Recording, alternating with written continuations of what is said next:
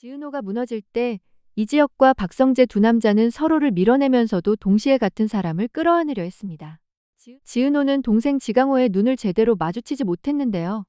지강호가 "누나, 우리 진짜 가족 맞아?" 라고 낮게 묻던 순간부터 마음속 바닥이 꺼지는 느낌이 들었습니다. 사채 문제를 대신 갚아주고 나서 겨우 숨을 돌리려 했는데 출생의 비밀이 터진 겁니다. 게다가 그 친모가 고성이라는 사실이 알려지면서 지은호의 일상은 마치 유리잔처럼 금이 가기 시작했는데요.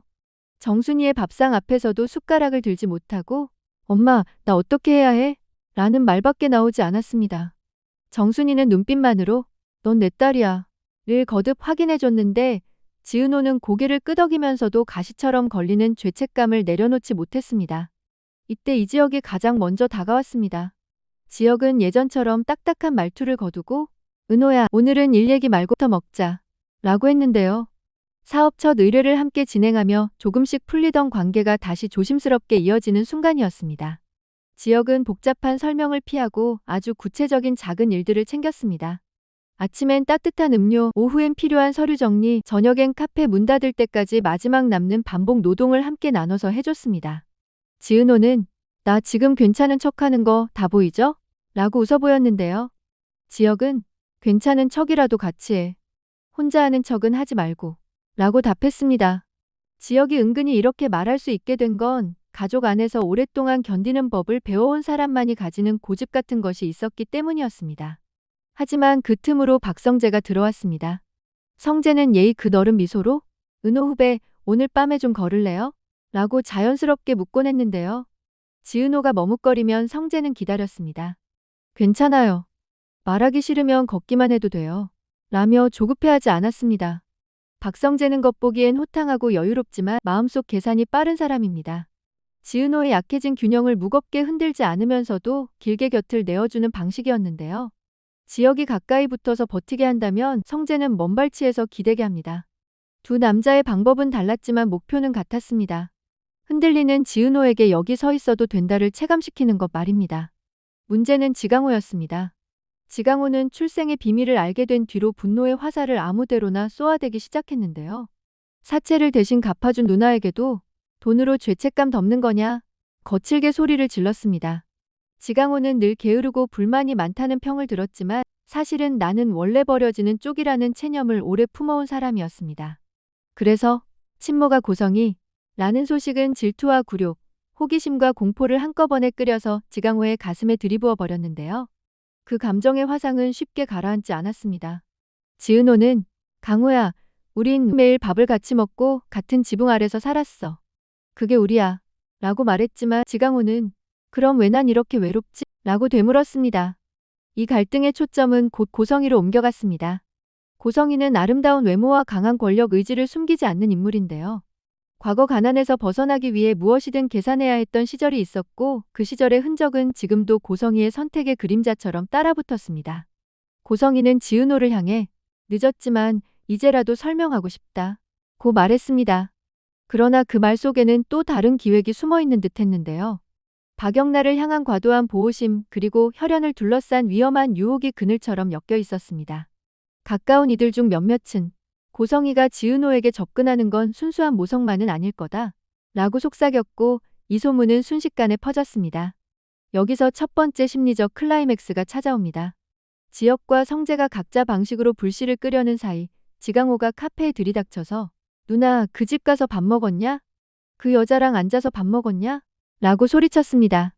지은호는 "아니야, 그런 거 아니야" 라고 손사래를 쳤지만 지강호는 "그 여자 우리 인생 계산서에 숫자만 더할 뿐이야" 라며 밀쳤습니다. 컵이 깨지는 소리에 손님들이 움찔했고 지혁과 성재가 동시에 다가섰는데요. 지혁이 먼저 지강호의 팔을 붙잡고 "강호 씨, 여기서 이러면 은호 씨 더 힘들어요" 라고 말했습니다. 성재는 카운터를 정리하면서 "강호 씨, 나랑 잠깐만 나가서 얘기해요. 지금 숨이 가쁘네요" 낮게 달랬습니다. 두 남자의 시선이 잠깐 서로 부딪혔고 그 속에는 누가 더 지은호의 아픔을 정확히 이해하는가라는 자존심의 금속성 울림이 있었는데요. 그러나 그 순간만큼은 둘 다 지은호를 향해 같은 방향으로 서 있었습니다. 시간이 지나면서 지혁은 실무적인 보호막을 더 두텁게 만들었습니다. 사채 변제 내역을 정리하고 지은호 명의의 재정적 취약성을 하나씩 점검했는데요. 지역은 법률 자문까지 받아서 이런 유형의 채무는 더 이상 내가 떠안을 필요가 없고 이후 연락이 오면 나에게 바로 넘겨라 라고 안내했습니다. 지은호는 나 같은 사람한테 너무 과해요 라고 말했지만 지역은 너가 덜 무너지면 그게 충분한 이익이라고 단호하게 말했는데요. 이 단호함이 지은호에게는 큰 기둥처럼 느껴졌습니다. 동시에 성재는 다른 방향에서 지은호를 지켰습니다. 카페의 각종 협력, 인테리어 소소한 수선, 이벤트 기획을 도우면서 속으로는 지역에게는 없는 숨 쉴 틈을 제공해야 한다고 생각했습니다. 지역은 단단한 방패, 성재는 공기 같은 안식처. 이 대비가 지은호의 마음을 흔들었습니다. 두 번째 클라이맥스는 고성희와의 1:1 대면이었습니다. 고성희는 은호 씨가 원한다면 지금이라도 모든 걸 말하겠다 고 했는데요. 지은호는 모든 걸 정말요? 라고 물었습니다. 고성희는 짧게 웃으며 모든 걸 말하는 건 늘 위험하더라. 그래서 필요한 만큼만 말하는 게 어른들의 룰이지 라고 답했습니다. 지은호는 그제야 깨달았습니다. 고성희가 주려고 하는 건 진실 그 자체가 아니라 자신에게 유리한 방식으로 포장한 사용 가능한 진실이라는 것을요. 지은호는 순간 밀려오는 분노를 삼키고 그러면 전 필요한 만큼만 듣겠습니다. 그 대신 저도 필요한 만큼만 보겠습니다. 라고 말했습니다. 이 말은 고성희에게 작은 흠집처럼 남았는데요. 고성희는 곧장 표정을 정리하며 좋아요. 그럼 시작하죠. 라고 했습니다. 이 즈음 이지혁과 박성재의 관계는 표면적으로는 예의 바른 거리를 유지했지만 안쪽에서는 서늘한 파장이 번지고 있었습니다. 지혁은 성재에게 은호 주변 정리 고맙다 라고 깔끔하게 인사했는데요. 성재는 너도 고생 많지. 근데 지혁아, 은호는 사람이지 프로젝트가 아니야 라고 조용히 덧붙였습니다. 이 말은 지혁의 심장을 건드렸습니다. 지혁은 원래 감정을 설명으로 치환해버리는 습관이 있었는데요. 그래서일까요? 그날 밤 홀로 앉아있던 지혁은 난 왜 자꾸 결과부터 정리하려고 할까? 라고 중얼거렸습니다. 반면 성재는 집으로 돌아가면서 내가 이렇게 멀찍이 서서 배려하는 게 사실은 겁나서가 아닐까라는 질문을 삼켜야 했습니다. 지혁의 단호함은 부러웠고 동시에 불편했습니다.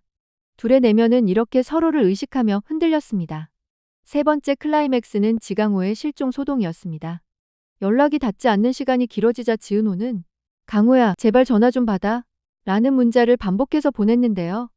아무 답도 오지 않았습니다.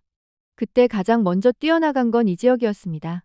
지혁은 지강호가 다니던 곳, 같이 술 마시던 친구, 카드 사용 내역까지 추적해서 발길을 옮겼습니다. 성재는 병행해서 은호를 집에 있게 만들었습니다. 은호 후배가 나가면 더 불안해요. 나랑 여기서 강호 연락 기다려요. 라고 설득했는데요. 지은호는 결국 소파에 주저앉아 성재의 말 없는 동행에 기대어 눈을 감았습니다. 몇 시간이 흐른 뒤 지혁이 지친 목소리로 전화를 걸어왔습니다. 은호야, 찾았어.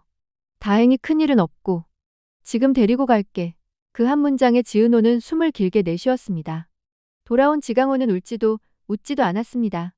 대신 누나, 나도 노력해볼게 라고 말했는데요. 그 말에는 나를 버리지 말아달라는 애타는 청이 숨어 있었습니다. 그날 밤 네 사람의 마음은 서로 다른 방향으로 동시에 떨렸습니다. 지은호는 가족이라는 단어를 새로 써야 했는데요. 정순이와의 가족, 지강호와의 남매, 그리고 어쩔 수 없이 얽혀버린 고성희와의 혈연, 이 모든 층위를 동시에 품어야 했습니다. 이지혁은 보호와 존중 사이의 경계를 다시 그려야 했습니다. 끝없이 나서서 막아주는 것이 정말 상대를 위한 일인지 아니면 자기 불안을 달래는 일인지 스스로에게 물어봤습니다.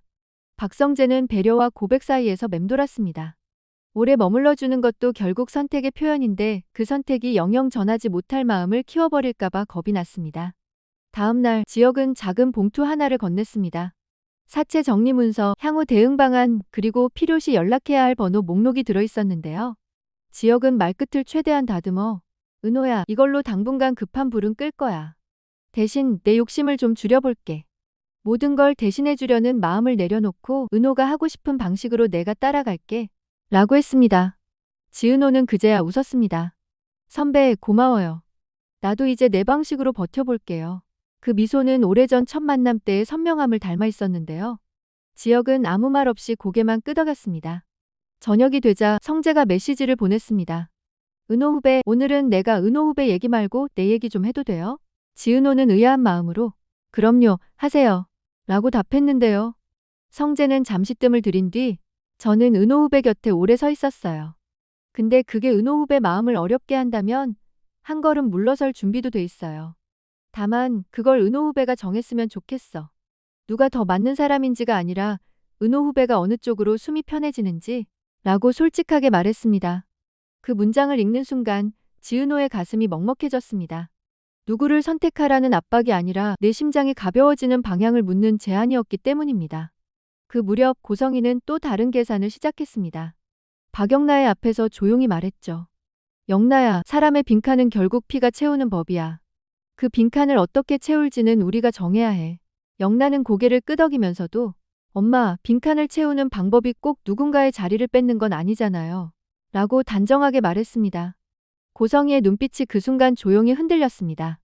고성이는 자신이 만든 계획의 가장 큰 리스크가 자식들의 윤리일 수 있음을 처음으로 실감했는데요. 그리고 그 윤리의 별자리는 지은호 쪽으로 은근히 기울고 있었습니다. 이야기는 또 한 번 긴장을 끌어올립니다. 지강호가 새로 시작한 작은 일자리에서 문제가 생겼다는 연락이 왔고 지은호는 즉시 달려가며 스스로에게 다짐했습니다. 이번에는 무조건 감싸지 말자. 대신 같이 서 있게 만들자. 현장에 도착한 지은호는 사장에게 책임은 강호가 지도록 하겠습니다. 다만 기회를 한 번만 더 주세요. 제가 보증하겠습니다. 라고 말했습니다. 그 말은 보호이면서도 단호한 선이었는데요. 지강호는 눈시울을 붉히며 누나, 나 진짜 해볼게. 라고 말했습니다. 이 모습을 지켜보던 지혁은 멀리서 미소를 지었고 성재는 휴대폰을 쥔 손에 힘을 서서히 풀었습니다. 두 남자는 각자 다른 방식으로 안심했지만 공통으로 깨달은 것이 있었습니다. 지은호는 누군가가 대신 싸워주는 사람이 아니라 이제 스스로 싸우기로 선택한 사람이라는 거요. 그 밤 지은호는 짧은 메시지를 각각 보냈습니다. 지혁에게는 내일 오전에 계약건 상의해요. 이번에는 내가 먼저 안건 정리해서 가져갈게요. 라고 했고 성재에게는 그 말 고마워요. 한 걸음 물러서라는 말, 저 숨 좀 돌리고 답할게요. 라고 전했습니다. 두 남자는 동시에 화면을 내려다보며 오래 숨을 내쉬었습니다. 지혁은 그래, 이제는 함께 가자. 라고 마음속에서 중얼거렸고 성재는 그래, 은호 후배의 호흡을 따라가자. 라고 다짐했습니다. 둘의 삼각 구도는 끝나지 않았습니다. 오히려 이제 시작이었습니다. 다만 서로를 상처내는 삼각형이 아니라 같은 중심을 향해 다른 변으로 이어지는 구조로 바뀌고 있었는데요. 그 중심에는 지은호가 서 있었습니다.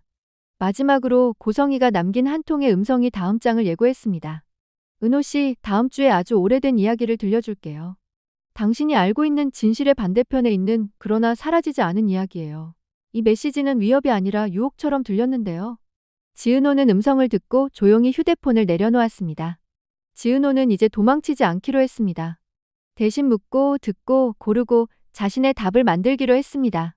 그리고 그 과정에서 이지혁과 박성재 두 남자는 서로 다른 빛으로 옆자리를 지킬 것입니다.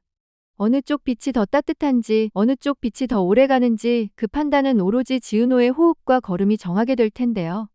시청자들은 다음 주 고성이의 오래된 이야기가 열어젖힐 또 다른 반전의 문턱에서 다시 한번 숨을 멈추게 될 것입니다.